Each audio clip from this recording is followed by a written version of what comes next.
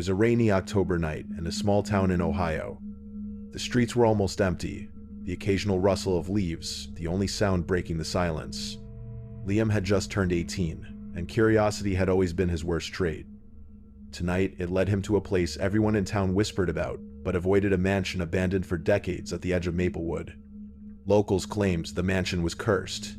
Some said anyone who entered never returned the same. But Liam wasn't one to believe in tales. He wanted proof. He parked his bike at the creaking iron gate and pushed it open. The hinges groaned like a dying man, echoing in the cold night. The mansion loomed before him, its windows dark, the paint peeling, ivy crawling like fingers over its walls. He stepped inside.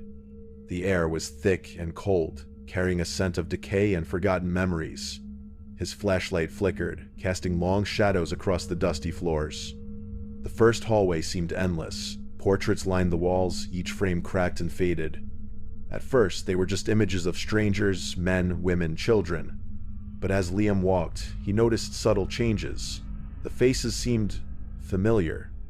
A girl with a ribbon in her hair looked exactly like the girl from his childhood dreams. A man with hollow eyes resembled someone he had once passed on the street without a second glance. A whisper broke the silence. "Liam." He froze. His heart pounded. The voice had come from behind one of the portraits. Liam approached, shaking. The eyes of the girl in the painting seemed to glisten with tears. The whisper came again, louder this time. "Why are you here?" Liam stumbled back. The hallway seemed to stretch unnaturally. The floorboards creaked, yet not beneath his feet, somewhere else. Shadows moved in corners where no light reached, forming shapes that flickered and dissolved in the darkness. He ran, turning into a staircase that led to the upper floors. Every door he passed was slightly ajar, as if inviting him to enter. The whispers multiplied, overlapping, echoing his fears. "You shouldn't have come. We've been waiting. It's too late." In one room, he found a mirror covered with dust. As he wiped it, he didn't see himself. Instead, he saw scenes his own memories twisted and distorted.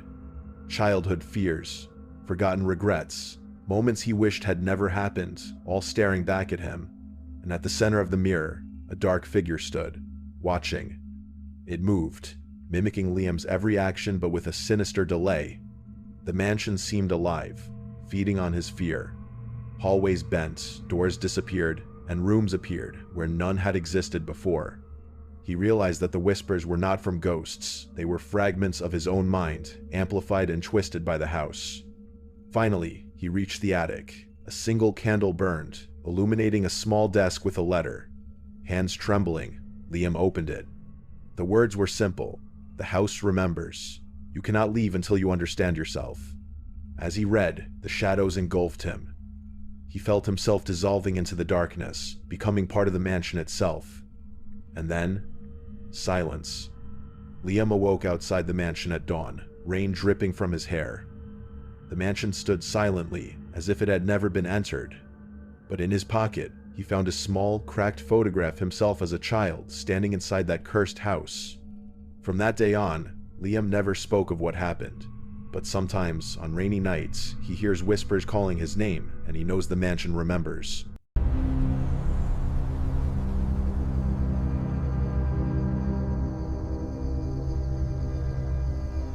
It was a quiet summer evening in Cedarville, Ohio.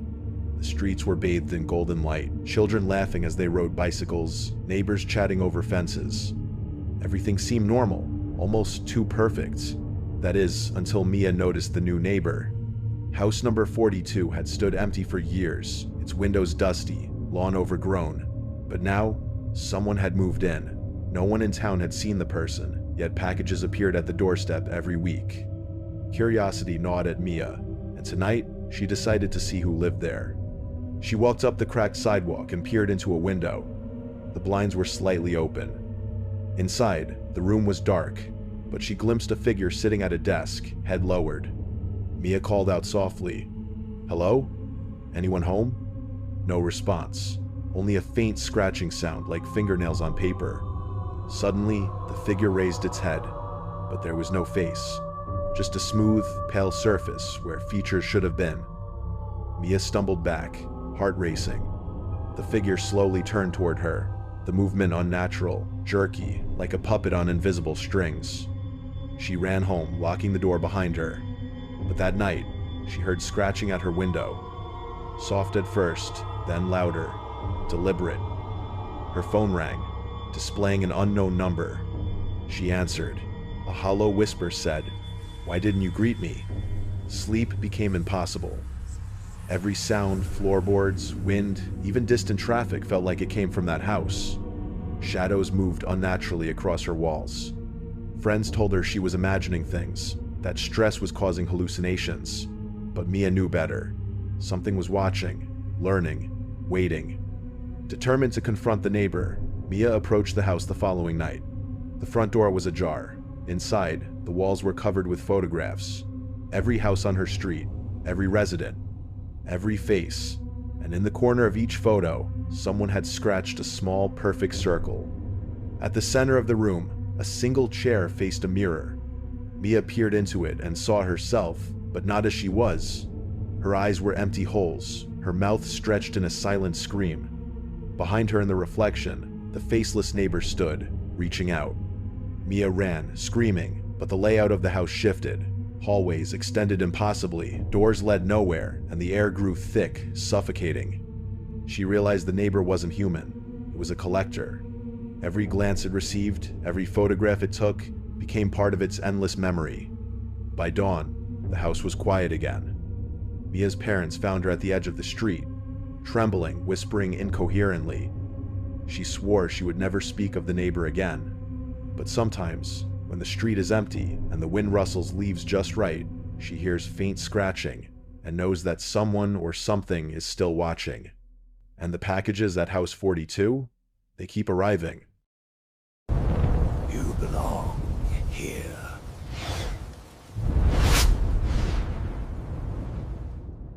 It was a cold November evening when Ethan received a call from his uncle.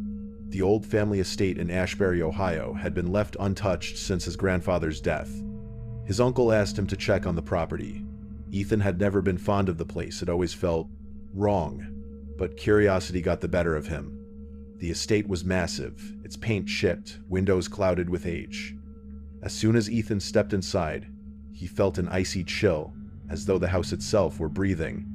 Dust covered every surface, and the air smelled of damp wood and something rotten. Upstairs, he discovered a narrow staircase leading to the attic. A single window allowed moonlight to spill across the floor, illuminating a large, ornate mirror leaning against the wall. Its surface was unusually clear, almost unnaturally so. Ethan stepped closer, wiping the dust. At first, he saw only himself, tired and pale. But then, the reflection shifted. Behind him, a figure stood tall, dark, featureless. He spun around. Nothing. But the reflection remained. The figure lifted a hand, pointing directly at him.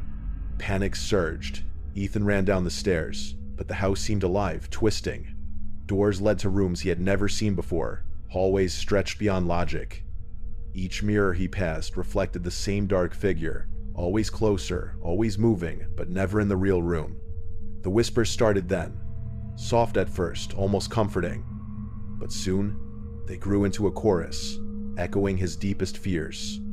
You belong here. You cannot escape. See what you truly are. He realized the mirrors weren't just reflections, they were windows. Each showed distorted versions of himself, moments he wished to forget, sins he hadn't confessed, fears he hadn't faced. The figure in the mirrors moved freely, stalking him through every reflection, showing him the darkest corners of his own mind. Desperate, Ethan smashed one mirror after another.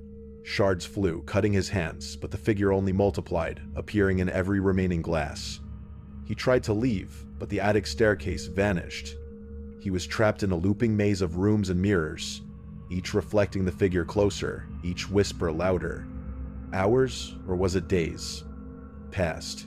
Ethan could no longer distinguish reality from reflection. His mind fractured, memories blending with visions of the dark figure.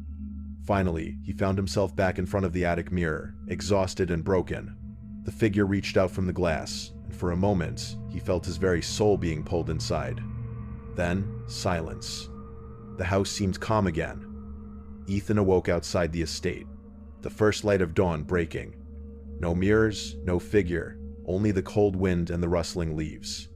But when he reached his own home, he found a small fragment of the ornate mirror on his doorstep, smooth and black, and etched faintly in it were words, "You belong here now." From that day on, Ethan avoided all mirrors. But late at night, he hears faint scratching from reflective surfaces, and he knows somewhere the figure waits, always watching, always patient.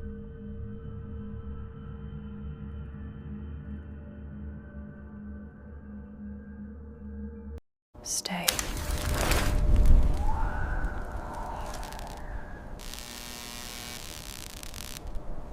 It was just past midnight when Sarah received a text from an unknown number. "Check the old apartment on 5th Street. You'll find what you lost." She hadn't lived in Cedarville, Ohio, long, and the apartment building mentioned had been abandoned for years.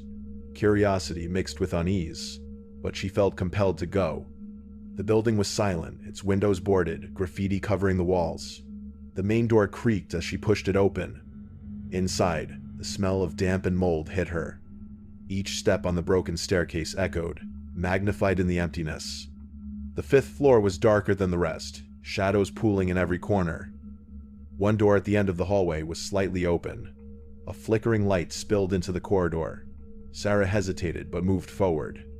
Inside, the room seemed normal furniture, covered in white sheets, dust motes dancing in the air.